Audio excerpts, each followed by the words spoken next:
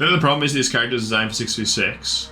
I think tank-wise, like I think like D.Va's design, yeah, I mean, I would also go back to 6v6 for the record as well. I think 6v6 is much better. Mostly because like I think like D.Va, Zarya, Roadhog are like are heroes that are designed for 6v6, right? Like Zarya, like the problem with solo tank is that like basically like the tank, like half of the cast of the tanks now are just glorified stat sticks and DPS heroes with more HP. And I think that was like the game was at its peak when it's like the game was balanced around tank duos. Like Ryan Zarya, like Winston D.Va, like even like Orisa Hog were like really fun to play and really fun to have good synergy on.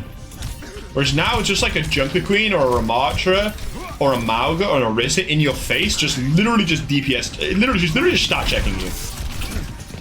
And that's just not fucking engaging.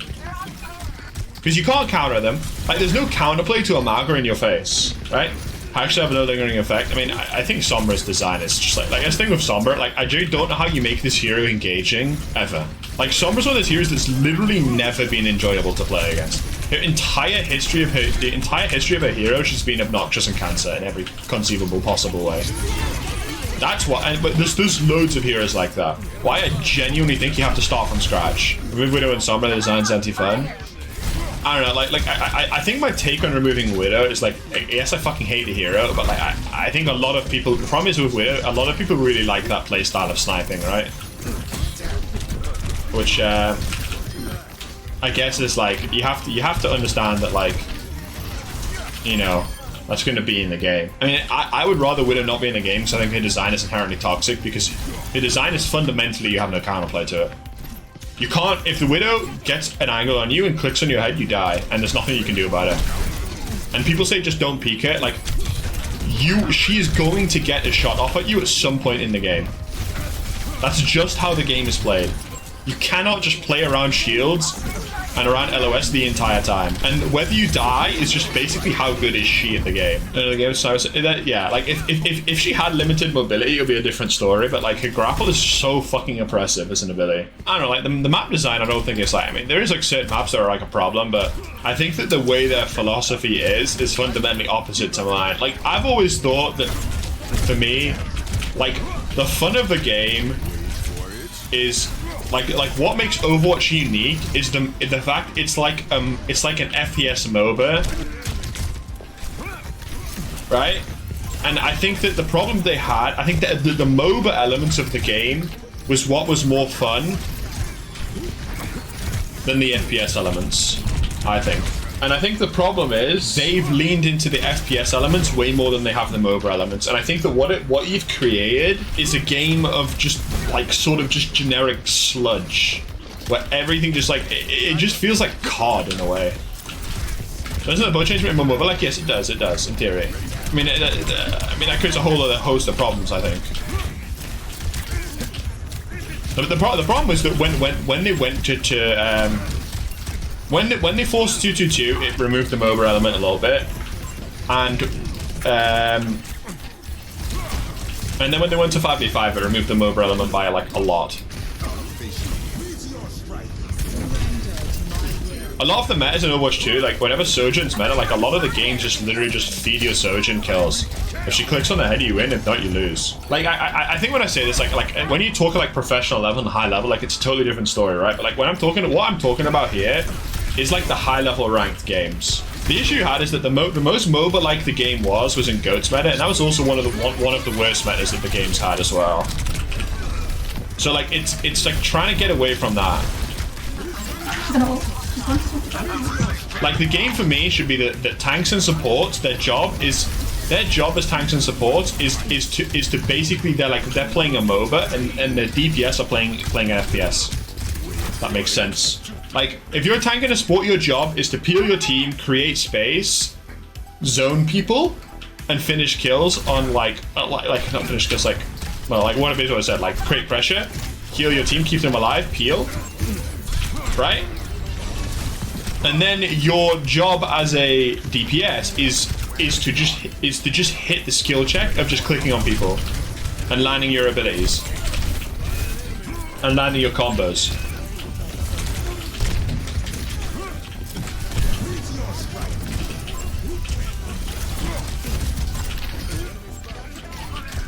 So you can't, my is cracked, bro. Like, role queue was a necessary evil because of how overpowered tanks and supports were back then. This game is doomed because they haven't actually fixed the problem, which is that, in my opinion, the developer team doesn't actually know how and why their game was fun in the first place. And they just keep trying tons of shit and trying to see what sticks. Like, I do respect them for trying big changes and stuff like that. Like, this patch is like a genuine, it's probably the biggest change in Overwatch history outside of Overwatch 1 to Overwatch 2, right? Like, it's definitely up there, like maybe from like role queue, like open queue to role queue. But I don't think it's in the right direction. Like, to me, like, I think the game's too far gone, and I think that the dev team fundamentally doesn't really understand why people play their game. So, I mean, maybe I'm just like tired of the game, but I just don't think the game is. I think the game's had its time, and I definitely think like from the esports side of it, the esports side of it is cooked. I think just because how big of a failure Overwatch League actually was. Compared it to how much investment, yeah, who knows? Maybe I'm wrong. I'm hoping I'm wrong, but for me, the game just doesn't feel unique anymore. It's a shit spectator game. Yeah, I agree. I've actually, this has been my ¡1 take since day one. This game, like, from a viewer perspective, just isn't that interesting. Because the pacing of the game is too hectic to be realistically good in an esports sense. Like, you look at the other two, like, you look at the two major esports, like Counter-Strike and League. League has like a really good pacing. Like, you have like the first sort of 10 minutes, which just generally tends to be like laning phase. It's very methodical, right? And even when there's big bits of action, generally it's big bits of action in between like all of the the random shit. And CS is the same. Like, you have a time in between rounds, and even during the rounds, you have like either a team does a rush and the round ends fast, or it's like a very methodical, slow pace, like taking positions, then setting up for like a take on a site. Then you have the clutch bit at the end when like the bomb, it's 1v1, the bomb has like 10 seconds left. Whereas Overwatch is literally just constant fighting 24 hours, 24/7. CS is really perfect. I mean, CS as an esport is definitely the best esport. Yeah, like CS is perfect. Like in terms of like literally, it's just player 1 shoots player 2 and gets kills, and then there's a bomb that you have to plant. It's like relatively like it's super easy to understand even if you don't play the game. Now, League of Legends, you do need to have a pretty decent understanding to understand it. But there is some sort of like understanding of the game, right? Like, there's 3 lanes, and like you've got to push through the lanes, right? Like, it requires a depth of understanding. But the thing with League is that League has so many players, it doesn't fucking matter. Whereas Overwatch, even if you play the game, like if you play the game outside of like anything like close to high-low, you literally don't understand Overwatch League games because it's so counterintuitive what happens. It's crazy because of stuff like ult economy, staggering spawns. Like, those 2 mechanics are so counterintuitive to how the game works that it's like, it doesn't make sense. Like, just running in and basically dying without using any of your ults because you want to save for like another ult, like, that's unintuitive if you're just new to the game. Like, oh, you have 2 ults, why aren't you using 2 ults to try and win the fight?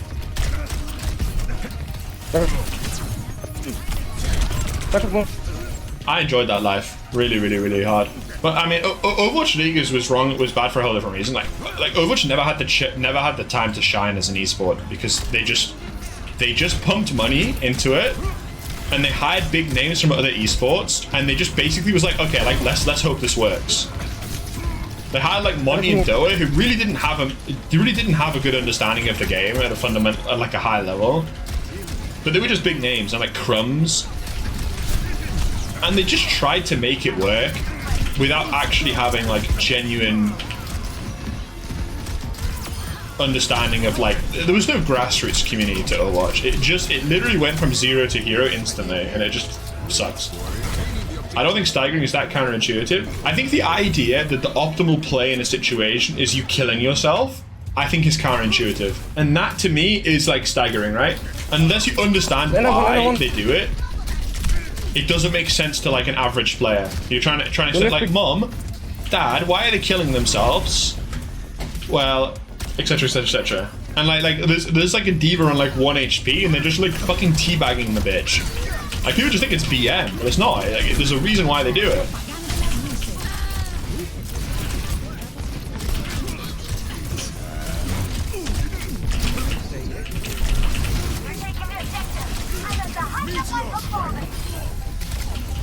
Kinda sucks that you didn't want to get the shield there. This place. No. That's such a small detail. I mean, sure, it's not like a massive thing, but there is quite a few things like that have that similar sort of thing. Of like, I mean, stuff like the ult economy. Like in a game like League, it's like generally like you're gonna commit like all your ults in every fight, but that's like not how Overwatch works. Main issues with all the shields and healing and other bullshit. I mean, the main issue of Overwatch Esports is the pacing. Fundamentally, the pacing doesn't matter what you make the game. The pacing is just not conducive to a good esport.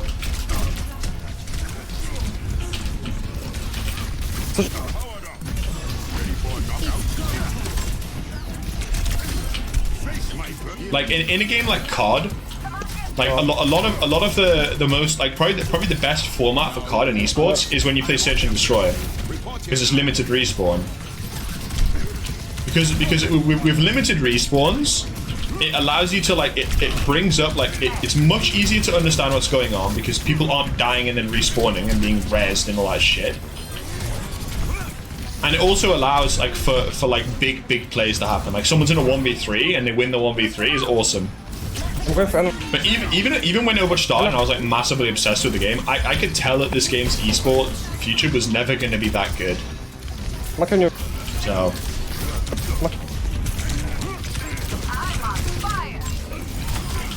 Why did I so much time into it? Because I fucking love the game, that's why. I love the game and I was really good at the game. And obviously I'm such a popular and cool guy, I thought I'd start streaming and everyone watched, you know? Play a cycle too quickly and they're all uncharismatic. I mean, the uncharismatic part I think is definitely true, especially, how do I say this? I don't know how to say this without sounding racist, but I feel like most of the Korean players in esports generally tend to not be that charismatic. I mean, there's exceptions, obviously, but especially with like American players tend to have a much bigger personality than anyone else. Oh, which wasn't charismatic Korean players. I mean, they had like Sparkle. I wouldn't say Prophet. I don't know about someone, but I wouldn't say Prophet was particularly charismatic. But if you look at how many there were, like most of them are just insane gamers. They tend to be shy and reserved, which I think is just generally the cultural norm over there, right? But they're not. They tend not to be like, you know, XQC or like me or like Super or even like Dafran. You know? You know what I mean? Koreans have two Western cities that make. I mean, honestly, like I've always said, the whole geolocation format was so fucking stupid. I mean, to be fair, they got like Omega cucked at their idea.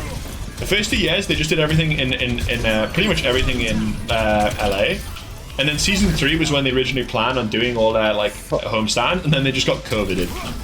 Everything just got completely fucked.